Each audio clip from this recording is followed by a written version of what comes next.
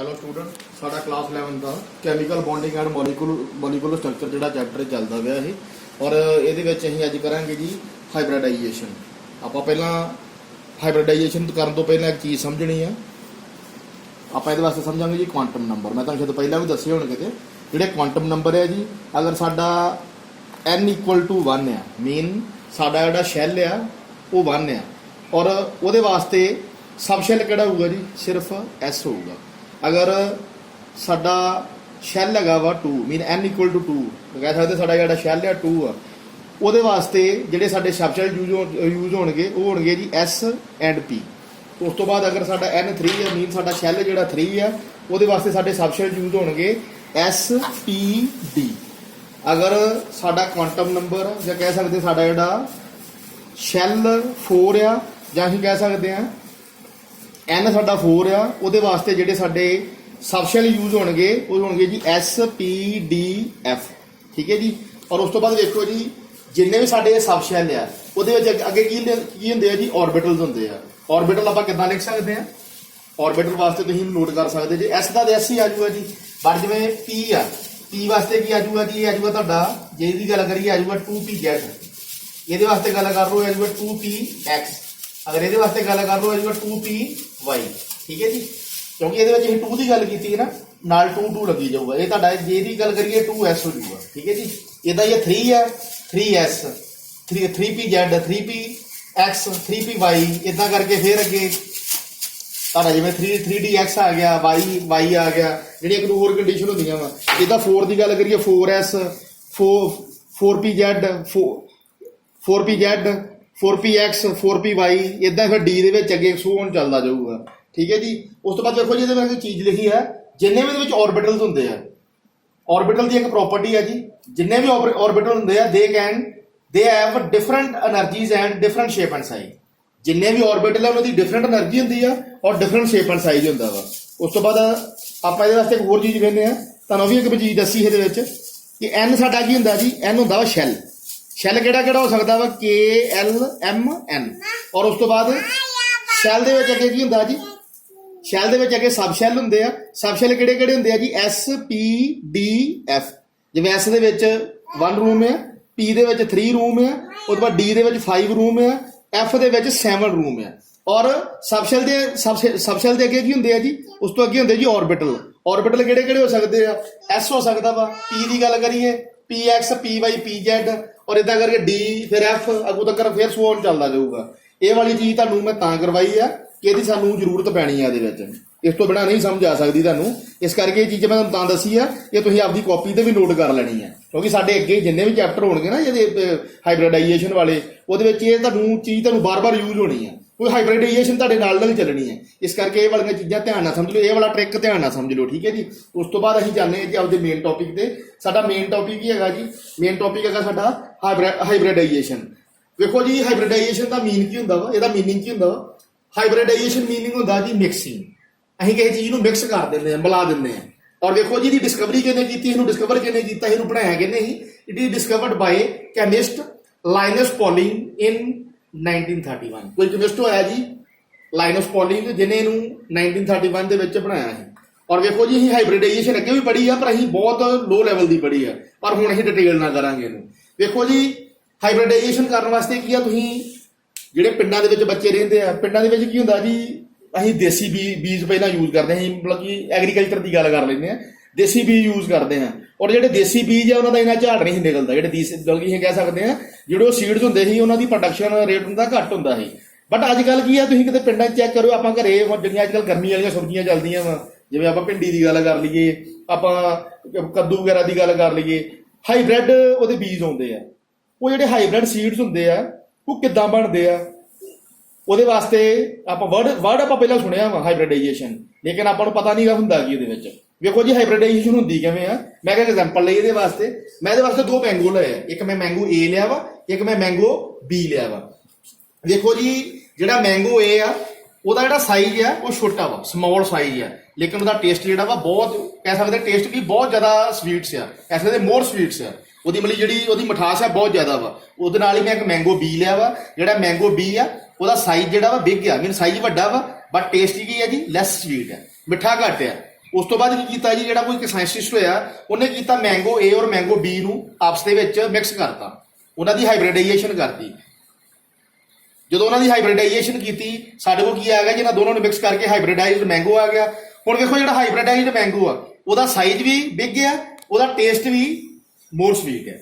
ਮੀਨ ਜਦੋਂ ਅਸੀਂ ਇਹਨੂੰ ਹਾਈਬ੍ਰਿਡਾਈਜ਼ ਕਰਤਾ, ਦੋਨਾਂ ਨੂੰ ਮਿਲਾ ਦਿੱਤਾ, ਉਸ ਤੋਂ ਬਾਅਦ ਜਿਹੜੀ ਚੀਜ਼ ਪੈਦਾ ਹੋਈ ਸਾਡੇ ਕੋਲ ਕੀ ਹੋ ਗਿਆ ਜੀ, ਹਾਈਬ੍ਰਿਡਾਈਜ਼ਡ ਮੈਂਗੋ ਹੋ ਗਿਆ। ਉਹਦਾ ਸਾਈਜ਼ ਵੀ ਵੱਡਾ ਸੀ ਔਰ ਉਹਦਾ ਟੇਸਟ ਵੀ ਮੋਰ ਸਵੀਟ ਸੀ।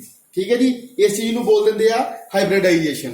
ਉਸ ਤੋਂ ਬਾਅਦ ਵੇਖੋ ਜੀ ਇਹਦੇ ਵਾਸਤੇ ਮੈਂ ਇੱਕ ਮੇਨ ਐਗਜ਼ਾਮਪਲ ਲਈ ਆ, ਉਸ ਤੋਂ ਬਾਅਦ ਇਹਦੀ ਆਪਾਂ ਡੈਫੀਨੇਸ਼ਨ ਵੀ ਕਰਾਂਗੇ। ਪਹਿਲਾਂ ਆਪਾਂ ਐਗਜ਼ਾਮਪਲ ਦੀ ਗੱਲ ਕਰ ਲਈਏ। ਐਗਜ਼ਾਮਪਲ ਵਾਸਤੇ ਵੇਖੋ ਜੀ ਮੈਂ ਲਿਆ ਵਾ ਇਹਦੇ ਵਿੱਚ ਮਥੇਨ CH4। ਇਹ ਮੈਂ ਤੁਹਾਨੂੰ ਐਗਜ਼ਾਮਪਲ ਪਹਿਲਾਂ ਵੀ ਕਰਾ ਚੁੱਕਾ ਵਾਂ, ਸਿਰਫ ਤੁਹਾਨੂੰ ਇਹ ਤਾਂ ਕਰਾਉਣ ਲੱਗਾ ਕਿ ਤੁਹਾਨੂੰ ਪਤਾ ਕਿੰਨਾ ਕਿਵੇਂ ਲੱਗਾ ਕਿ ਇਹ ਚੀਜ਼ ਇਦਾਂ ਆਈ। ਵੇਖੋ ਜੀ ਮੈਂ ਇਹਦੇ ਵਿੱਚ ਐਗਜ਼ਾਮਪਲ ਲਈ ਆ CH4 ਮਥੇਨ ਦੀ। ਔਰ ਮਥੇਨ ਜਿਹੜਾ ਵਾ ਇਹਦਾ ਸਟਰਕਚਰ ਕਿਹੜਾ ਹੁੰਦਾ ਜੀ, ਇਹਦਾ ਦਾ ਸਟਰਕਚਰ ਹੁੰਦਾ ਵਾ ਔਰ ਇਹਦੀ ਜਿਓਮੈਟਰੀ ਕਿਹੜੀ ਹੁੰਦੀ, ਟੈਟਰਾਹੈਡਰਲ ਜਿਓਮੈਟਰੀ, ਜਿਹੜੀ ਅਸੀਂ ਪਹਿਲਾਂ ਪੜ੍ਹ ਚੁੱਕੇ ਹਾਂ। ਔਰ ਇਹਦੇ ਵਿੱਚ ਵੇਖੋ ਜੀ ਇੱਕ ਕਾਰਬਨ ਆ ਔਰ ਇਹਦੇ ਨਾਲ 4 ਜਿਹੜੇ ਹਾਈਡਰੋਜਨ ਨੇ ਉਹਨਾਂ ਨੇ ਚਾਰੇ ਸਾਈਡ ਤੋਂ ਬੌਂਡਿੰਗ ਕੀਤੀ ਆ ਔਰ ਦਾ ਸਟਰਕਚਰ ਬਣ ਗਿਆ ਟੈਟਰਾਹੈਡਰਲ ਜਿਓਮੈਟਰੀ। ਔਰ ਇਹਦਾ ਜਿਹੜਾ ਐਂਗਲ ਆ ਉਹ ਕਿਤੋਂ ਵੀ ਚੈੱਕ ਕਰ ਲਓ, ਚਾਹੇ ਇੱਥੋਂ ਚੈੱਕ ਕਰ ਲਓ, ਚਾਹੇ ਇੱਥੋਂ ਚੈੱਕ ਕਰ ਲਓ, ਚਾਹੇ ਇੱਥੋਂ ਕਰ ਲਓ, ਚਾਹੇ ਇੱਥੋਂ ਕਰ ਲਓ, ਇਹਦਾ ਐਂਗਲ ਜਿੱਥੋਂ ਮਰਜ਼ੀ ਮੇਜਰ ਕਰ ਲਓ 109.5 ਡਿਗਰੀ ਆਊਗਾ। ਠੀਕ ਹੈ ਜੀ, ਅਸੀਂ ਚੀਜ਼ ਪਹਿਲਾਂ ਪੜ੍ਹ ਚੁੱਕੇ ਹਾਂ। ਹੁਣ ਵੇਖੋ ਜੀ ਇਹਨੂੰ ਅਸੀਂ ਹਾਈਬ੍ਰਿਡਾਈਜੇਸ਼ਨ ਦੇ ਵਿੱਚ ਸੋਲਵ ਕਰਨਾ ਵਾ। ਇਹਦੇ ਵਾਸਤੇ ਅਸੀਂ ਇਹਦਾ ਸੋਲੂਸ਼ਨ ਕੀਤਾ ਜੀ। ਇਹਦਾ ਸੋਲੂਸ਼ਨ ਕਰਨ ਵਾਸਤੇ ਕੀ ਕੀਤਾ ਜੀ, ਮੈਂ ਜਿਹੜਾ ਮਥੇਨ ਆ ਇਹਨੂੰ ਇੱਥੇ ਨੋਟ ਕਰ ਲਿਆ, CH4 ਨੋਟ ਕਰ ਲਿਆ ਵਾ। ਹੁਣ ਇਹਦੇ ਵਿੱਚ ਵੇਖੋ ਜਿਹੜਾ ਮੇਰਾ ਸੈਂਟਰਲ ਐਟਮ ਆ, ਸੈਂਟਰਲ ਐਟਮ ਜਿਹੜਾ ਕਿਹੜਾ ਜੀ, ਕਾਰਬਨ ਆ। ਇਹਦੇ ਵਿੱਚ ਕਾਰਬਨ ਦਾ ਐਟੋਮਿਕ ਨੰਬਰ ਕਿੰਨਾ ਹੁੰਦਾ ਜੀ 6। ਉਸ ਤੋਂ ਬਾਅਦ ਇਹਦੀ ਇਲੈਕਟ੍ਰੋਨਿਕ ਕਨਫੀਗਰੇਸ਼ਨ ਲਿਖੀ ਹੈ ਜੀ ਇਹ ਵਾਲੀ ਮੈਂ। ਪਹਿਲਾਂ ਵੇਖੋ ਜੀ ਇਹਦੇ ਵਿੱਚ 1s2 ਆ, ਫਿਰ 2s2 ਆ, 2p2 ਆ। ਹੁਣ ਅਗਰ ਇਹਦੇ ਵਿੱਚ ਤੁਹਾਨੂੰ ਕੋਈ ਪੁੱਛੇ ਕਿ ਜਿਹੜਾ ਕਾਰਬਨ ਆ ਉਹਦੇ ਵਿੱਚ ਵੈਲੈਂਸ ਇਲੈਕਟ੍ਰੋਨ ਕਿੰਨੇ ਆ, ਉਹਦੇ ਵਿੱਚ ਵੈਲੈਂਸ ਇਲੈਕਟ੍ਰੋਨ ਤੁਹਾਨੂੰ ਕਿੱਥੋਂ ਪਤਾ ਲੱਗਣਗੇ। ਵੇਖੋ ਜੀ ਇੱਥੇ 2s ਆ ਔਰ 2p ਆ। ਮੀਨ ਦੋਨਾਂ ਦੇ ਸ਼ੈਲ ਜਿਹੜੇ ਸੇਮ ਆ, ਦੋਨਾਂ ਦੇ ਸੈੱਲ ਸੇਮ ਆ। ਇੱਥੇ ਵੀ 2 ਆ, ਇੱਥੇ ਵੀ 2 ਆ। ਇਹ ਮੀਨ ਇਹ ਕੀ ਆ ਜੀ, ਇਹਦਾ ਆਊਟਰਮੋਸਟ ਸ਼ੈਲ ਆ। ਆਊਟਰਮੋਸਟ ਸ਼ੈਲ ਦੇ ਵਿੱਚ ਜਿਹੜੇ ਵੀ ਇਲੈਕਟ੍ਰੋਨ ਹੋਣ ਉਹ ਸਾਡੇ ਕਿਹੜੇ ਇਲੈਕਟ੍ਰੋਨ ਹੁੰਦੇ ਆ ਜੀ, ਵੈਲੈਂਸ ਇਲੈਕਟ੍ਰੋਨ ਹੁੰਦੇ ਆ। ਇੱਕ ਵਾਰ ਮੈਂ ਫੇਰ ਰਿਪੀਟ ਕਰ ਦਿੰਦਾ ਵਾ।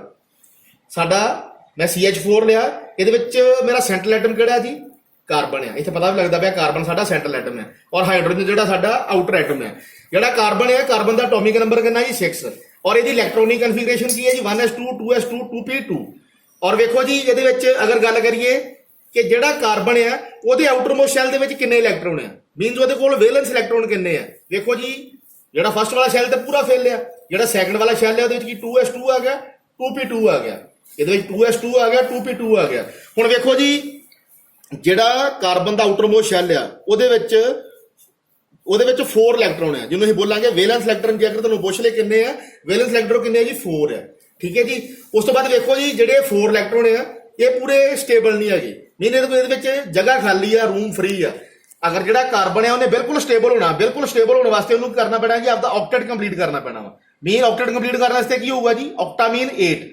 ਆਕਟੇਟ ਕੰਪਲੀਟ ਕਰਨ ਵਾਸਤੇ ਕੀ ਕਰਨਾ ਜੀ, ਉਹਨੂੰ 4 ਇਲੈਕਟ੍ਰੋਨ ਦੀ ਨੀਡ ਹੈ। ਉਹਨੂੰ 4 ਇਲੈਕਟ੍ਰੋਨ ਦੀ ਨੀਡ ਆ ਕੀ ਕਰਨ ਵਾਸਤੇ, ਆਪਦੇ ਆਪ ਨੂੰ ਸਟੇਬਲ ਕਰਨ ਵਾਸਤੇ ਜਾਂ ਆਪਦਾ ਆਊਟਰਮੋਸਟ ਸ਼ੈਲ ਜਿਹੜਾ ਕੰਪਲੀਟ ਕਰਨ ਵਾਸਤੇ। ਠੀਕ ਹੈ ਜੀ, ਹੁਣ ਵੇਖੋ ਇੱਥੇ ਵੈਲੈਂਸ ਇਲੈਕਟ੍ਰੋਨ ਕਿੰਨੇ ਆ ਜੀ, ਇਹਦੇ ਕੋਲ 4 ਕਿੱਥੋਂ ਪਤਾ ਲੱਗਦਾ ਪਿਆ, ਇਹਦੀ ਪਾਵਰ ਤੋਂ, ਇਹ ਵਾਲੀ ਪਾਵਰ ਤੋਂ ਪਤਾ ਲੱਗਦਾ ਪਿਆ ਵਾ। ਕਿਉਂਕਿ ਸਾਡਾ ਇੱਥੇ ਵੀ ਸ਼ੈਲ 2 ਆ, ਇੱਥੇ ਵੀ ਸ਼ੈਲ 2 ਮੈਂ ਇੱਥੇ ਬਣਾਇਆ ਹੋਇਆ। ਵੇਖੋ ਇਹ ਕਾਰਬਨ ਹੈ, ਕਾਰਬਨ ਹੈ, ਇਹਦਾ ਫਸਟ ਸ਼ੈਲ ਹੈ, ਉਹਦੇ ਵਿੱਚ ਕਿੰਨੇ ਇਲੈਕਟ੍ਰੋਨ ਹੈ ਜੀ, ਵੇਖੋ ਇੱਥੇ ਪਾਵਰ ਵੇਖੋ 2 ਆ, ਮੈਂ 2 ਬਣਾਇਆ। ਉਸ ਤੋਂ ਬਾਅਦ ਜਿਹੜਾ ਇਹਦਾ ਆਊਟਰਮੋਸਟ ਸ਼ੈਲ ਆ ਜਿਹਨੂੰ ਅਸੀਂ ਕਹਿ ਦਿੰਦੇ ਆ n = 2 ਜਾਂ ਫਿਰ ਇੱਥੇ 2 ਆਪਾਂ ਇੱਥੇ ਵੀ ਲਿਖਿਆ ਵਾ n = 2 ਜਾਂ ਇੱਥੇ 2 ਲੱਗਾ ਵਾ, ਇਹਦੇ ਨਾਲ 2 ਜਿਹੜਾ ਕੋਫੀਸ਼ੀਐਂਟ ਲੱਗਾ ਵਾ। ਇਹਦੀ ਪਾਵਰ ਵੇਖੋ ਜੀ ਕਿੰਨੇ ਇਲੈਕਟ੍ਰੋਨ 4, 2 ਔਰ 2 4 ਹੋ ਗਏ। ਇੱਥੇ ਮੈਂ 4 ਹੀ ਬਣਾਏ 1 2 3 4। ਠੀਕ ਹੈ ਜੀ, ਹੁਣ ਵੇਖੋ ਜੀ ਜਿਹੜਾ ਇਹਦਾ ਆਊਟਰਮੋਸਟ ਸ਼ੈਲ ਆ ਉਹਦੇ ਵਿੱਚ ਕਿੰਨੇ ਇਲੈਕਟ੍ਰੋਨ ਆ, 4 ਇਲੈਕਟ੍ਰੋਨ ਆ। ਔਰ ਉਹਨਾਂ ਇਲੈਕਟ੍ਰੋਨ ਨੂੰ ਕੀ ਬੋਲਾਂਗੇ, ਵੈਲੈਂਸ ਇਲੈਕਟ੍ਰੋਨ। ਅਗਰ ਕਾਰਬਨ ਨੇ ਬਿਲਕੁਲ ਸਟੇਬਲ ਹੋਣਾ ਵਾ ਉਹਨੂੰ ਆਪਦਾ ਆਕਟੇਟ ਕੰਪਲੀਟ ਕਰਨ ਵਾਸਤੇ 4 ਇਲੈਕਟ੍ਰੋਨ ਹੋਰ ਚਾਹੀਦੇ ਆ। ਉਹਨੂੰ ਆਪਦੇ 4 ਇਲੈਕਟ੍ਰੋਨ ਮਤਲਬ ਕਿ ਹੋਰ ਆਪਦੇ ਆਪ ਨੂੰ ਸਟੇਬਲ ਕਰਨਾ ਤੇ 4 ਇਲੈਕਟ੍ਰੋਨ ਹੋਰ ਲੈਣੇ ਪੈਣਗੇ। ਉਸ ਤੋਂ ਬਾਅਦ ਵੇਖੋ ਜੀ ਇਹਦੀ ਆਪਾਂ ਅੱਗੇ ਦਾ ਸੋਲੂਸ਼ਨ ਕੀਤਾ ਵਾ। ਅਗਰ ਬੇਟੇ ਤੁਹਾਨੂੰ ਇਹ ਚ ਕਨਫਿਊਜ਼ਨ ਆਉਂਦੀ ਨਾ 1s2 2s2 2p ਇਹ ਵਾਲੀ ਚੀਜ਼ ਫਿਰ ਵੇਖ ਲਓ। ਅਗਰ 1 ਆ n = 1 ਹੈ ਤੇ s ਆ। ਹੁਣ 2 ਦੀ ਗੱਲ ਹੋਈ ਸੀ ਨਾ, ਇੱਥੇ 2s ਆ 2p ਆ, ਇੱਥੇ ਵੇਖੋ ਮੈਂ ਲਿਆ 2s 2p। ਅਗਰ ਇੱਥੇ 3 ਆ ਜਾਂਦਾ, ਇਹਦੀ ਨਾਲ 3 ਆ ਜਾਂਦਾ, ਫਿਰ ਇਹ ਸਾਰਾ ਹੀ ਆ ਜਾਣਾ ਹੈ। ਅਗਰ ਇੱਥੇ 4 ਆ ਜਾਂਦਾ, ਸਾਰਾ ਹੀ ਆ ਜਾਣਾ ਹੈ। ਨਾਲ ਨਾਲ ਤੁਸੀਂ ਇਹ ਕੋਫੀਸ਼ੀਐਂਟ ਵੀ ਦੇਖਦੇ ਜਾਣਾ, ਇਹ ਵਾਲਾ ਕੋਫੀਸ਼ੀਐਂਟ ਜਿਹੜਾ ਵਾ ਨਾਲ ਨਾਲ ਨੋਟ ਕਰਦੇ ਜਾਣਾ। ਉਸ ਤੋਂ ਬਾਅਦ ਵੇਖੋ ਜੀ ਆਪਾਂ ਮੇਨ ਆਪਦੇ ਪੁਆਇੰਟ ਤੇ ਆ ਜੰਨੇ ਆ।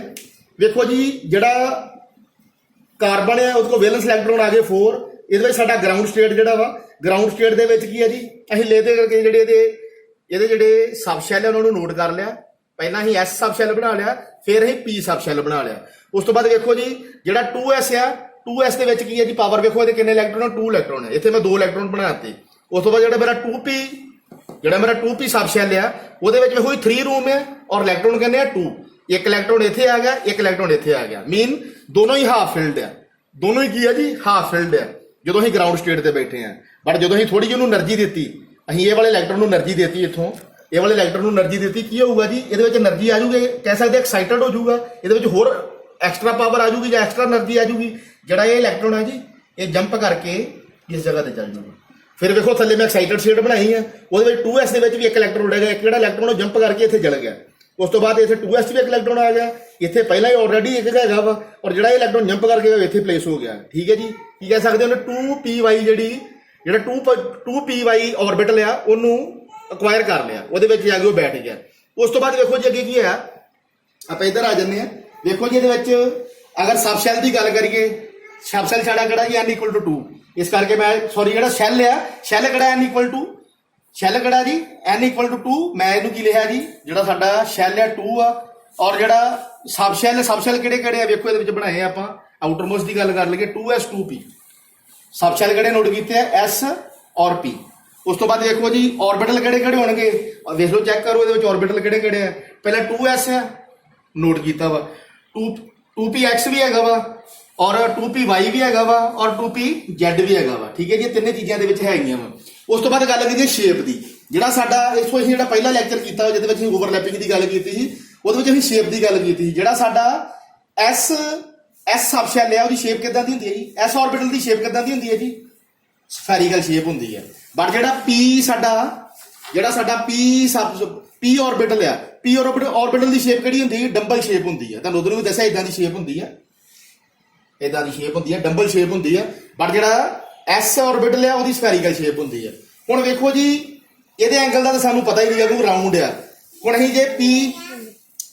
ਜੇ p ਸਬ ਸ਼ੈਲ ਦੀ ਗੱਲ ਕਰੀਏ ਦੇਖੋ ਜੀ ਅਗਰ ਅਸੀਂ p ਸਬ ਸ਼ੈਲ ਦੀ ਗੱਲ ਕਰੀਏ ਅਗਰ ਅਸੀਂ p ਆਪਦੇ ਆਰਬਿਟਲ ਦੀ ਗੱਲ ਕਰੀਏ ਇਹ ਸਾਡਾ ਇਹਨੂੰ ਲਿਖ ਲਓ ਜੀ ਤੁਸੀਂ y ਔਰ ਇਹਨੂੰ ਲਿਖ ਲਓ z ਦੇਖੋ ਜਿਹੜਾ p ਆਰਬਿਟਲ ਆ p ਆਰਬਿਟਲ ਦੇ ਵਿੱਚ ਕੀ ਹੁੰਦਾ ਜੀ ਜਿਹੜਾ ਸਾਡਾ ਇਹਦੇ ਵਿੱਚ pz ਹੁੰਦਾ ਵਾ pz ਸਾਡਾ ਬੇਸ ਹੁੰਦਾ ਵਾ ਉਸ ਤੋਂ ਬਾਅਦ x ਜਿਹੜਾ ਵਾ px ਜਿਹੜਾ ਵਾ ਉਹ ਸਾਡਾ ਜਿਹੜਾ px ਹੈ ਉਹ ਸਾਡਾ 90 ਡਿਗਰੀ ਤੇ ਹੁੰਦਾ ਵਾ ਔਰ ਉਸ ਤੋਂ ਬਾਅਦ ਜਿਹੜਾ ਥਰਡ ਬਣਦਾ ਵਾ ਥਰਡ ਉਹਦੇ ਨਾਲ ਮਿਊਚੁਅਲੀ ਪਰਪੈਂਡੀਕੁਲਰ ਹੁੰਦਾ py ਜਿਹੜਾ ਮਿਹਨਤਾਂ ਕਰਕੇ ਸਾਰੇ ਦੇ ਵਿੱਚ ਐਂਗਲ ਕਿੰਨਾ ਬਣਦਾ 90 ਡਿਗਰੀ ਮੈਂ ਕਰੀ ਕਰਕੇ ਵਿਖਾ ਦਿੰਦਾ ਵਾ ਇਹਦੇ ਵਿੱਚ ਜਿਵੇਂ ਮੰਨ ਲਓ ਤੁਹਾਡੇ ਕੋਲ 3 ਡਿਵਾਈਸ ਆ ਇਦਾਂ ਕਰਕੇ ਇਹ ਆਪਸ ਦੇ ਵਿੱਚ ਇਦਾਂ ਕਰਨਗੇ ਜੀ ਅਗਰ ਇਹ ਤੁਹਾਡਾ x ਆ ਇਹ ਤੁਹਾਡਾ z ਆ ਇਹ ਤੁਹਾਡਾ ਫਿਰ ਕੀ ਹੋਊਗਾ y ਹੋਊਗਾ ਤਿੰਨਾਂ ਦੇ ਵਿੱਚ ਕੀ ਆ ਆਪਸ ਦੇ ਵਿੱਚ 90 ਡਿਗਰੀ ਐਂਗਲ ਕ੍ਰੀਏਟ ਹੁੰਦਾ ਵਾ ਹੁਣ ਵੇਖੋ ਜੀ ਐਂਗਲ ਦੀ ਗੱਲ ਕਰੀਏ ਇਹਦੇ ਵਿੱਚ ਸਾਨੂੰ ਐਂਗਲ ਕਿੰਨਾ ਦਿਖਦਾ ਪਿਆ ਜੀ 90 ਡਿਗਰੀ ਇਹਦੇ ਵਿੱਚ ਐਂਗਲ ਕਿੰਨਾ ਦਿਖਦਾ ਪਿਆ ਵਾ ਸਾਨੂੰ ਐਂਗਲ ਦਾ ਪਤਾ ਹੀ ਨਹੀਂਗਾ ਵੇਖੋ ਜੀ ਉਸ ਤੋਂ ਬਾਅਦ ਕੀ ਕੀਤਾ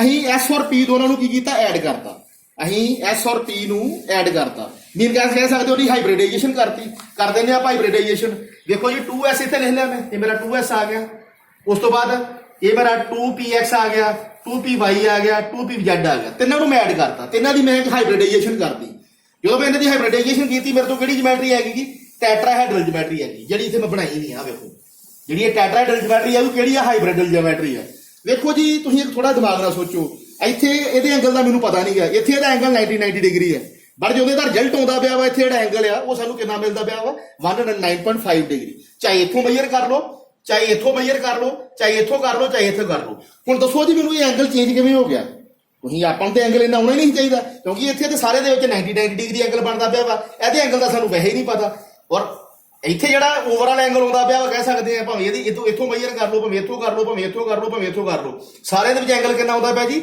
109.5 ਡਿਗਰੀ ਬਟ ਇਹ ਐਂਗਲ ਕਿੱਦਾਂ ਆ ਗਿਆ ਇਹ ਤਾਜੁਬ ਦੀ ਬਾਤ ਹੈ ਨਾ ਜੀ ਇਹਦੇ ਵਿੱਚ ਵੇਖੋ ਕਿਉਂਕਿ ਇਹ ਸਫੈਰੀਕਲ ਆ ਇਹ ਡੰਬਲ ਆ ਜਦੋਂ ਇਹਨੂੰ ਐਡ ਕੀਤਾ ਸਾਡੇ ਕੋਲ ਆਉਣਾ ਚਾਹੀਦਾ ਵੱਧ ਤੋਂ ਵੱਧ 100 ਡਿਗਰੀ ਐਂਗਲ ਬਟ ਇਹਦੇ ਐਂਗਲ ਇੰਨਾ ਆਉਂਦਾ ਪਿਆ ਵਾ ਕਿਉਂ ਇਦਾਂ ਆਉਂਦਾ ਪਿਆ ਫਿਰ ਦੇਖੋ ਜੀ ਇੱਥੋਂ ਇੱਕ ਚੀਜ਼ ਡਿਸਕਵਰ ਹੋਈ ਇੱਕ ਚੀਜ਼ ਦਾ ਅਨੁਮਾਨ ਲਾਇਆ ਗਿਆ ਕਿ ਜਿੰਨੇ ਵੀ ਇਹ ਆਰਬਿਟਲ ਆ ਜਦੋਂ ਉਹਨਾਂ ਨੂੰ ਅਸੀਂ ਐਡ ਕਰਦੇ ਆ ਜਦੋਂ ਉਹਨਾਂ ਨੂੰ ਮਿਕਸ ਕਰਦੇ ਆ ਉਹ ਕੀ ਹੋ ਜਾਂਦੇ ਜੀ ਉਹ ਸਾਰੇ ਜਿਹੜੇ ਆਰਬਿਟਲ ਆ ਜਦੋਂ ਰਿਐਕਸ਼ਨ ਹੁੰਦੀ ਆ ਫਿਊਜ਼ ਹੋ ਜਾਂਦੇ ਆ ਉਹ ਸਾਰੇ ਜਿਹੜੇ ਆਰਬਿਟਲ ਆ ਉਹ ਆਪਸ ਦੇ ਵਿੱਚ ਫਿਊਜ਼ ਹੋ ਜਾਂਦੇ ਆ ਆਪਦੀ ਜਿਹੜੀ એનર્ਜੀ ਆ ਆਪਦੀ ਜਿਹੜੀ ਰੀਜਨਲ એનર્ਜੀ ਆ ਜਾਂ ਆਪਦੀ ਜਿਹੜੀ ਰੀਜਨਲ ਸ਼ੇਪ ਐਂਡ ਸਾਈਜ਼ ਆ ਉਹਨੂੰ ਮਿਕਸ ਕਰ ਲੈਂਦੇ ਆ ਔਰ ਉਸ ਤੋਂ ਬਾਅਦ ਕੀ ਕਰਦੇ ਆ ਜੀ ਉਸ ਤੋਂ ਬਾਅਦ ਇੱਕ ਇਕੁਈਵੈਲੈਂਟ એનર્ਜੀ ਔਰ ਇਕੁਈਵੈਲੈਂਟ ਸ਼ੇਪ ਜਿਹੜੀ ਆ ਅਕਵਾਇਰ ਕਰਦੇ ਆ ਜਦੋਂ ਵੀ ਫਿਊਜ਼ ਹੋ ਜਾਂਦੇ ਆ ਆਫਟਰ ਫਿਊਜ਼ਨ ਜਾਂ ਆਫਟਰ ਰਿਐਕਸ਼ਨ, ਉਹ ਇੱਕ ਇਕੁਈਵੈਲੈਂਟ એનર્ਜੀ ਔਰ ਇਕੁਈਵੈਲੈਂਟ ਸ਼ੇਪ ਜਿਹੜੀ ਆ, ਇਕੁਈਵੈਲੈਂਟ ਜਿਹੜੀ ਸ਼ੇਪ ਆ ਉਹ ਬਣਾ ਲੈਂਦੇ ਆ। ਉਸ ਚੀਜ਼ ਨੂੰ ਬੋਲ ਦਿੰਦੇ ਜੀ ਹਾਈਬ੍ਰਿਡਾਈਜੇਸ਼ਨ।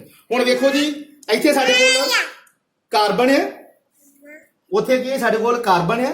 ਕਾਰਬਨ ਦੇ ਨਾਲ ਵੇਖੋ ਜੀ, ਇੱਕ ਐਚ ਇੱਥੋਂ ਬੌਂਡਿੰਗ ਕਰਦਾ ਪਿਆ ਵਾ, ਇੱਕ ਐਚ ਇੱਥੇ ਕਰਦਾ ਪਿਆ, ਇੱਕ ਇੱਥੇ ਕਰਦਾ ਪਿਆ, ਇੱਕ ਇੱਥੇ ਕਰਦਾ ਪਿਆ ਵਾ। ਔਰ ਐਂਗਲ ਦੀ ਗੱਲ ਕਰੀਏ, ਭਾਵੇਂ ਇੱਥੋਂ ਮੇਜਰ ਕਰ ਲਓ, ਇੱਥੋਂ ਕਰ ਲਓ, ਇੱਥੋਂ ਕਰ ਲਓ, ਸਾਰੇ ਬੰਨੇ ਐਂਗਲ ਸੇਮ ਹੈ। ਉਹ ਕਾਹਦੇ ਕਰਕੇ ਆ?